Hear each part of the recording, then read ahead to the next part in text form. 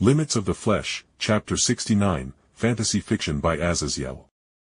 I used a teleportation glyph linked to the massive basement of my estate back in Kuoh, but as I was trying to connect to it, I froze and my face twisted as I could feel the glyph being unable to connect to the area.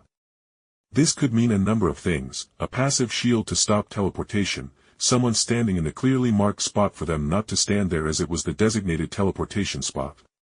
Or more likely my overactive imagination was that my mansion was blown to shit or destroyed. For a moment I considered my options before I opened another glyph, this one leading to just outside Kuoh School, and thankfully with a flash of light myself, Artemis, Kuoh, and Atlanta were teleported back to Earth, leaving behind the hellscape jungle Surzex ordered me to create to spread quickly across the underworld, more towards the Greek section of the underworld though. As the flash of red light from the teleportation faded, I realized how lucky my teleport was. Instead of teleporting into one of the empty gardens that the school had for the students to relax in after club activities and other stuff, I landed in a literal wasteland. Kuoh Academy was a burnt-out shell of itself, and there was clear battle damage everywhere with the taint of the tainted holy light that fallen angels used. But it seemed that the bodies were at least cleaned up. Although there were plenty of blood splatter and messes, there were no actual bodies left behind during this attack. The fallen attacked while the school was in session. It's surprising that the supernatural authorities haven't restored this place yet though. Artemis flatly noted, and I bit my lip as I leaned down and stuck my finger against a dried blood splatter. After a moment of scanning the dead blood, I learned the blood was from a teenage female, and the blood was approximately a day old from its decomposition. Where the hell was Rias and the others? I thought, and then our little party quickly flew back over to the mansion so I could see what had happened, and once again it was a burnt-out wreck, same as much of the city of Kuoh I could see in the distance, as the mansion was literally within sight of the school or less than a mile or two away. Going into the burnt-down mansion, I saw the destroyed remains of the small life I built over the last couple of months here. The kitchen, in which Kuoh and Ei burnt down a dozen times trying to make breakfast to show their love. The shower Ei and Monet blew me in. The bedroom in which I impregnated Rias, the property's backyard that my family of creations got into a huge snowball fight with, via Monet's summoned snow.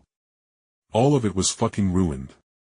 While I was standing there, Artemis came over and laid a hand on my shoulder, and she told me, not unkindly but still seriously, "Jake, you need to get your head straight. The only beings to die here were the tainted fallen before there was an outburst of ice magic and the battle ended." She explained, and my mind leaped to Seraphol or maybe Graphia saving Rias and my creations, so I nodded, and with that knowledge, I decided Earth didn't have any information left for me. When I left Earth, Rias, her peerage, and the rest of my creations were supposed to only stay with the Gremory clan for a couple of days to train, as well as do a little baby shower to celebrate Rias becoming pregnant and literally setting a record for the youngest noble bloodline carrying devil to become pregnant at 18 years old. So hopefully she and the rest were still there. I thought before taking a breath and grimacing, seeing the ghost town Kuoh was with how the fallen angels had clearly attacked it. Was the Great War back in swing, and was it Kokobeel who attacked?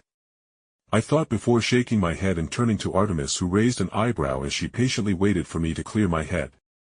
"Be ready for hostile wards to attack us as we teleport.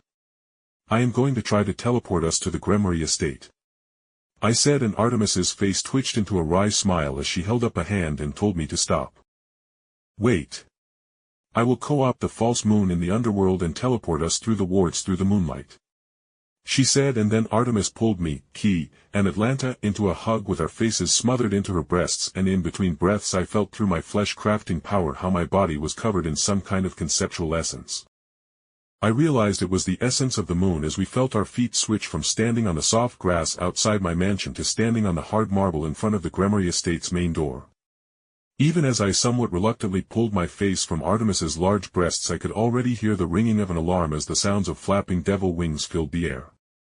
"Wait, it's me," I called out, waving my hands to the red armor-clad devils flying at me with lances paused at the sight of me. "I just back from my mission and don't know what's going on, and Rias's home in the human world on Earth has been destroyed when I rushed back to her. Is she okay?" I demanded, and it seemed like the lead guard of this little company was sure of my identity as he raised a hand for me to stop for a second. "Yes, young lord, Lady Rias has returned home safely, though stressed. I am calling my superior via magic circle in my helmet. Please do not resist as Lady Graphia comes to make sure of your identity." The guard said with the armored devils landing a respectful distance in front and around us to make sure we didn't escape, but it was clear that we were still under suspicion.